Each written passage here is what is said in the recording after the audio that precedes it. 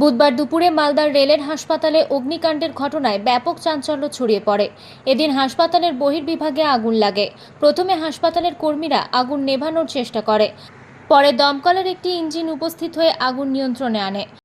Hospital আগুন লাগবে না, এসি চালিয়ে ঘুমাচ্ছে আরামে ডাক্তার, এসি হচ্ছে না, খুব আরামে ঘুমাচ্ছে।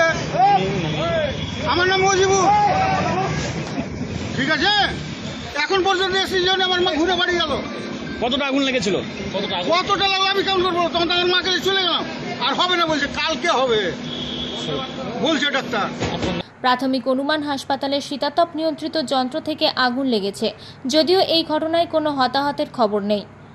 উইন্ডো এসি ছিল একতলাতে, রুম নম্বর 4-এ, ওটাতে আগুন লেগেছিল। ওনারা স্টাফরা দুটো ডিসিপি চার্জ করে দিয়ে নিভিয়ে দিয়েছে, খুব এফিশিয়েন্টলি নিভিয়েছে। আমরা জাস্ট ভিজিট করি। এখন স্বাভাবিক আছে। একদম স্বাভাবিক।